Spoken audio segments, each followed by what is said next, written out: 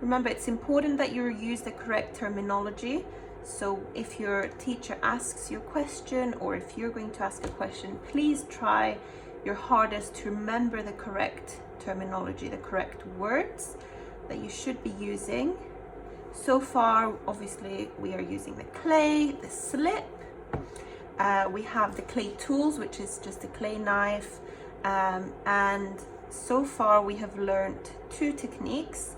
First technique was the pinch pot, and the second technique was what we use to join clay together, which is the 4 S's: score, slip, stick, and smooth. Okay, so I'm just trying to make my clay a little bit smoother now. So I'm working on smoothing it out, and my clay is actually still quite moist. I can't see any crackling or any dryness on my clay. However, if yours is starting to dry up, you might want to use your water bottle spray and just do 1 or 2 sprays, no more than that.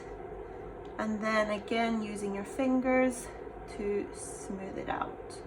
Okay, the water, even if it's not fully dry, even if your clay isn't fully dry, the water helps with smoothing the clay out. However, the reason I said only 1 or 2 sprays at a time is because you could spray too much, and that will make your clay too wet, which will make it harder to handle. Okay, and the reason for that would be because it would be slipping out of your hands. Okay, so I'm quite happy with that right now. It's not perfectly smooth, as you can see. There's still some little bumps, but I'll be working on that as I go along. It doesn't need to be perfect right now because we'll be working on this work for a few weeks, which means that you'll be storing your clay away in one of the plastic bags that your teacher will give you. So don't worry too much about making it super smooth right now. Okay, but this is what mine looks like. So basically what I have now is a clay of ball, but with a hole in the middle. And the reason why I want to have a hole in the middle is because, for 2 reasons. One, the clay would be too heavy if there wasn't a hole in the middle, and it would be a waste of clay. But also, when we put it into the kiln, having the hole in the middle helps to dry the inside of the clay.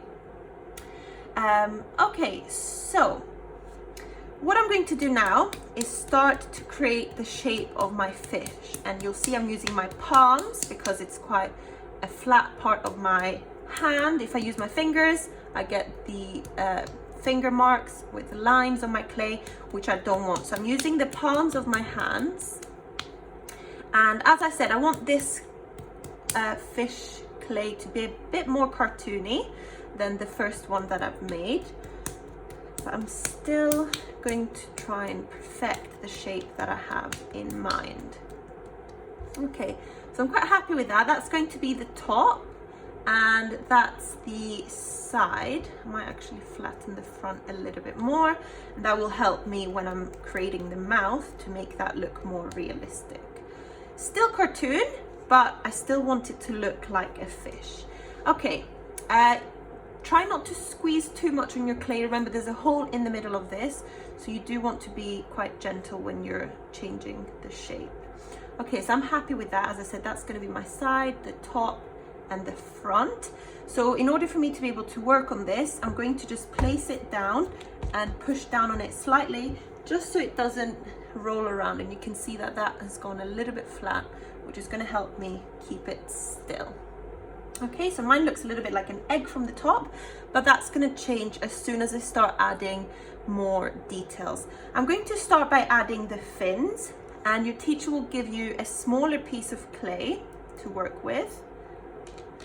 Okay, that was a little bit too hard, so I'm not going to work with that. I've got here another piece of clay, and I'm going to start by flattening this because I want it to be quite thin. I don't want anything too heavy being added to my clay because it might fall off. Okay, so I'd say about that thick would be perfect for your fins. And then I'm going to use my clay knife and draw out how I imagine the fins to be. So I want mine to be quite rounded.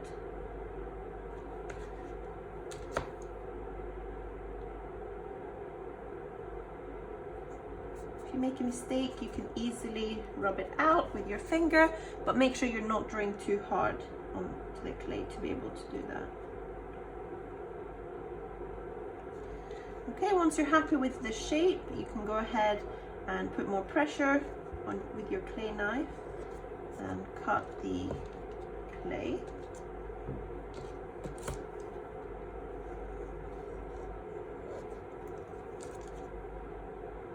Okay, and you will notice that I've left some clay here, which I'm going to use to attach onto my clay fish. So of course, you can measure the size to make sure it's the right size that you want. I'm going to make mine a little bit smaller. As I said, I don't want anything too big because it might, or too thick because it might be too heavy and fall off my clay. But at the same time, I also don't want anything too thin because it might crack or fall off as well if it's too thin. So I'm quite happy with that shape. What I'm going to do now is just turn that over, and I'm going to use another piece of clay, flatten that to make it about the same thickness as my first piece. And this will be the fin that goes on the opposite side. So I need to make sure that the fins are pretty much the same thickness, which I think they are. And then I'm going to place my first fin on top of the piece of clay, and very softly I'm going to trace around to make sure I have the same shape. Okay, I'm removing my first piece, my first fin, and then I'm cutting this fin out as well.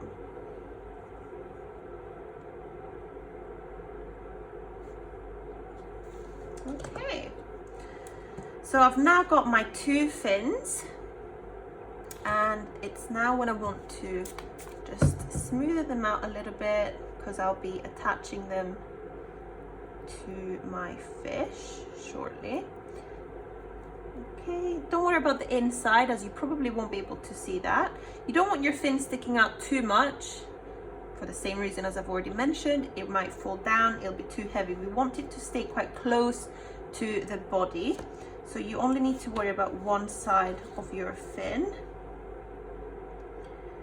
Okay, I'm going to leave those there for now and work on the back fin. So I think I want the back fin to be a little bit more like wavy. I'm going to press down with my palms. You might find it easier if you stand up to do this, as you can use your body weight and your body strength to push down.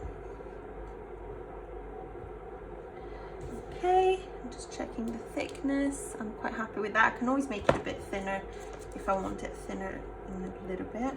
And going to go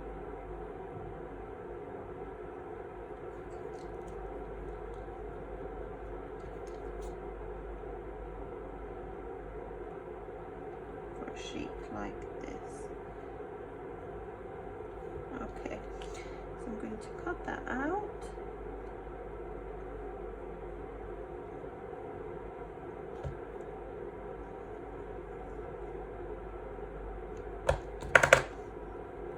Any spare clay that you have, just leave it on the side on your sugar paper, because you might use those bits in a little bit.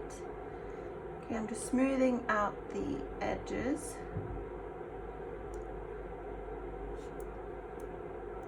Okay, I think that might be a little bit too long. So I'm going to cut some of that, and I'm going to make the front a little bit thinner. Perfect. Okay, I'm happy with that. So I'm now going to start sticking these onto my fish. And for the back fin, you need to make sure that the fin is smooth on both sides. Mine's pretty smooth already, but just make sure that yours is as well. And I'm now going to use this score, slip, stick and smooth technique. And I'm just measuring where I want my fin to go. And then using my clay tool, I will be drawing some lines onto that. Add some slip. And then I'm adding my fin. You just make sure you place it down to check that it doesn't touch the table when it is on the table. I'm gonna put it in front of me and look at it from above. And just make sure it's in the middle. Okay, it might feel a little bit wobbly, so just start to bring the clay from the top there onto the fish. And I'm also going to use some of these spare pieces of clay. And because my clay is soft, I don't need to score, and I'm blending it fully into the fish anyway.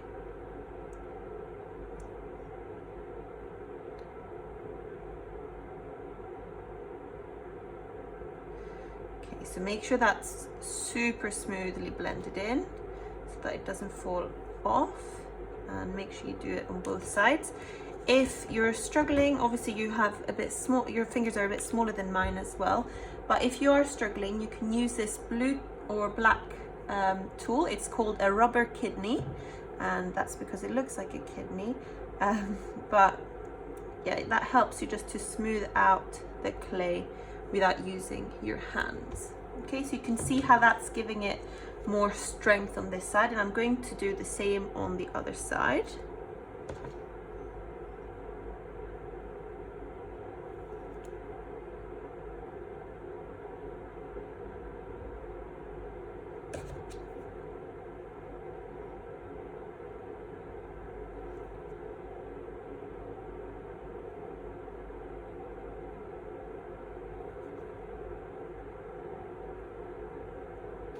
Make sure when you are doing this that you hold the back of your fin to make sure that it doesn't move too much, as that might make it fall off.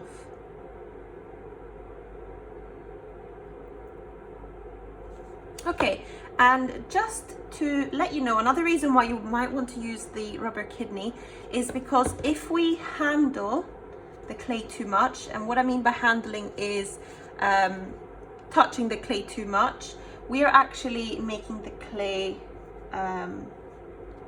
dry out, because we're taking the moisture out of the clay and it's going to end up drying out. So that's another reason why you want to use your rubber kidney. Okay, I'm now going to attach the fins on the sides using the same method. So just measure it out first.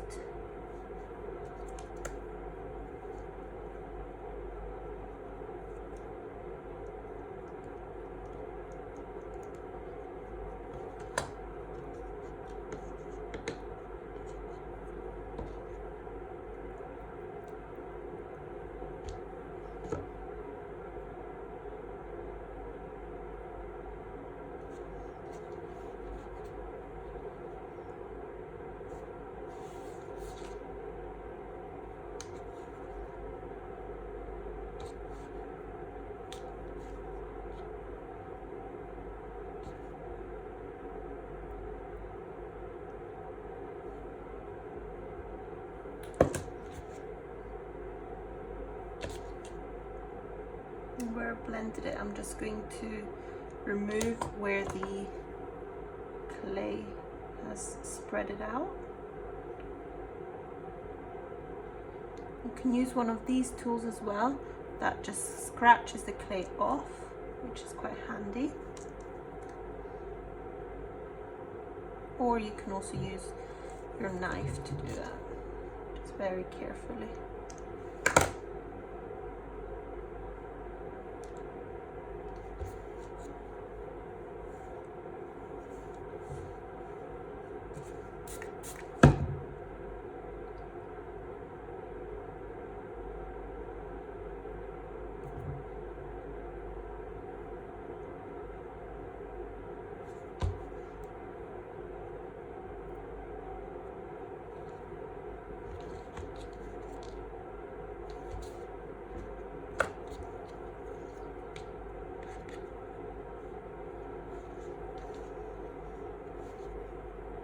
Again, you want to look at your clay fish from above and just make sure that your fins are in the same position.